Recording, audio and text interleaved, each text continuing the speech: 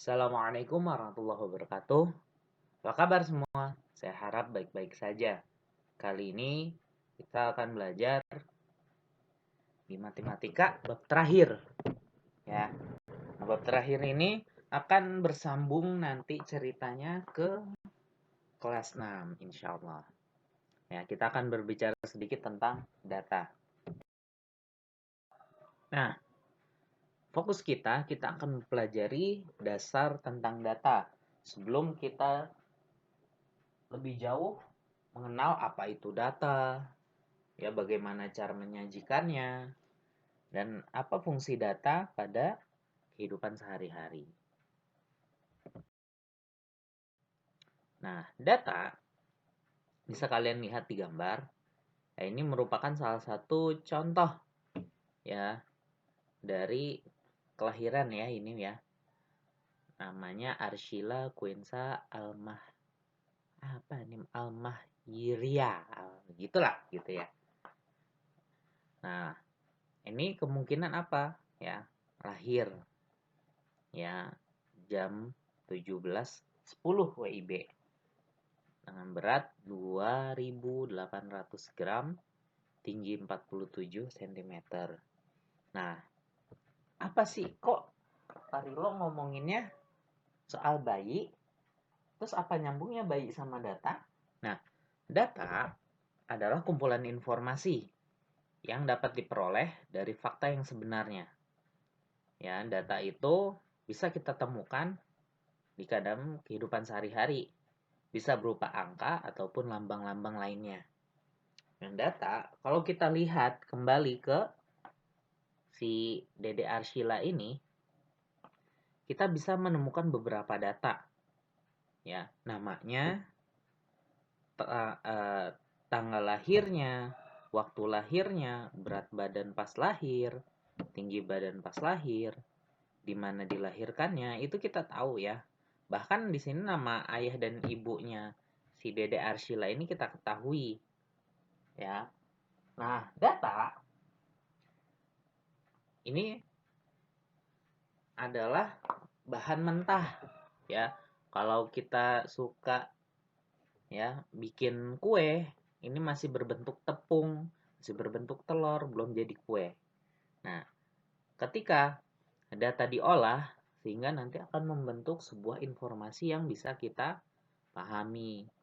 Nah, ini contoh yang ada di gambar kalian, ini adalah data yang sudah diolah. Nah, contoh-contoh data seperti berikut. 1. AB 170 cm atau 42 ya. Nah, ini data yang belum diolah. Nah, kalian bisa berpikir, oh, 1 itu masuknya apa? Ya, AB itu apa? 170 cm itu apa? 42 apa? Nah, karena belum diolah, maka kita tidak mengerti maksud data tersebut itu apa. Nah, misalkan kalau yang nomor 1 mungkin peringkat ya, hasil ujian tengah semester misalkan, peringkat ke-1. Kalau AB misalkan, oh golongan darah AB. Ya misalkan 170 cm mungkin tinggi badan ya. 42 misalkan tempat duduk di bis. Nah, itu akan lebih gampang kita olah ya dalam pikiran kita. Nah, ini contoh data yang masih mentah, kita nggak tahu ini untuk apa, tujuannya untuk apa. Nah, data dapat berbentuk ya tadi ya, tempat tanggal lahir, ukuran sepatu, golongan darah, berat badan, bahkan hasil nilai tugas harian. Ya, jadi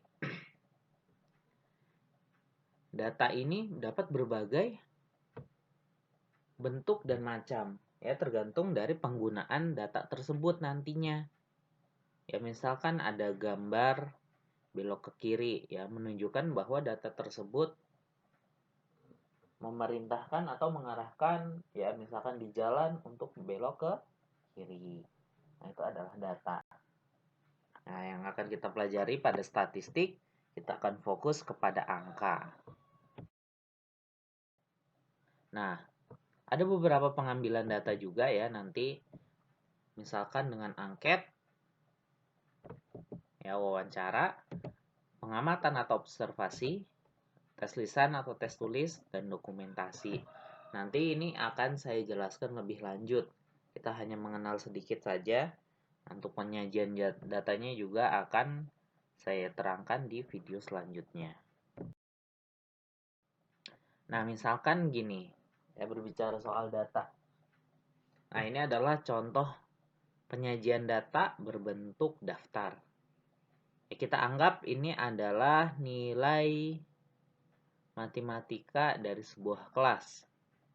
Ya, ada 40, 50, 60, 50, 40, 70, 60, 80, 70, 60, 90, 70, 80, 60, 90, 100, 80, 60, 60, 50. Ya, kalau kita tidak berikan judul, pasti kalian akan bingung itu maksudnya apa. Ya, kita anggap ini sebagai nilai harian matematika. Terus ada beberapa soal. Berapa nilai tertinggi dari ya nilai-nilai yang ada di daftar ini? Nilai terendahnya berapa? Terus berapa siswa yang mendapatkan nilai 60? Dan jika nilai minimal untuk tuntas adalah 75, berapa siswa yang dianggap tuntas? Yang maksudnya tuntas adalah berarti nilai si siswa itu harus lebih dari 75. Ya, lebih dari 75 berarti nanti ada 80, 90, dan 100. Nah, kita akan jawab satu persatu. Ya, ini akan jadi tugas harian kalian hari ini juga. Ya, nanti akan saya kasih tahu di grup. Nah, berapa nilai tertinggi? Ya, kita bisa lihat ya. Di sini nilai tertingginya adalah 100, ya. Nah, 100 adalah nilai tertinggi dari daftar ini. Nilai terendahnya, kita bisa lihat nilai yang paling kecil, yaitu 40. Nah, ada 2 orang yang terkena nilai rendah. Terendah, maaf. Yang 40. Ada nggak yang lebih kurang dari 40? Tidak ada. Maka 40 adalah nilai yang paling rendah atau terendah. Nah, selanjutnya berapa siswa yang mendapatkan nilai 60? Kita hitung saja, kita cari dengan teliti. Kalau saya lebih suka mencari dari kiri ke kanan. Ya, baris pertama dari atas, kiri ke kanan. Oh, ada satu nih, 60. Ya, kita hitung satu. Baris kedua ada 60. 2 ya, jadi 3. Terus di baris ketiga ada 1. Ada 4 berarti. Di baris terakhir paling bawah ada 2. Ya, berarti ada 6 siswa yang mendapatkan nilai 60. Nah, yang terakhir, jika nilai minimal untuk tuntas adalah 65, ya maaf tadi salah ucap, ya 65 ya. Berapa siswa yang tuntas? Ya, berarti kita nilai ketuntasan itu harus di atas 65 atau pas di 65. Ya, berarti ada 70, 80, 90, dan 100. Kita bisa lihat. Ya, kita coba hitung bersama-sama. Dari atas ya. Apakah ada yang di atas? Ya, paling atas tidak ada ya. Karena di situ di bawah dari 65. Atau kurang atau lebih kecil dari 65. Di baris kedua ada 3. Ada 70, 80, dan 70. Di baris ketiga ada 90, 70, 80, 90. Berarti yang di baris bawah ada ya, ada 100 dan 80. Nah, kita tinggal hitung. 1, 2, 3, 4, 5, 6, 7, 8, dan 9. Ya, berarti siswa yang tuntas ada 9 orang ya dari nilai harian tersebut. Nah, ini merupakan contoh ya bagaimana kita menelaah ya memahami sebuah data. Nah, Ini saja ya, ini untuk contoh soalnya. Terima kasih. Kurangnya saya mohon maaf. Semoga bermanfaat. Jangan lupa untuk matematika selalu berlatih, berlatih, dan berlatih.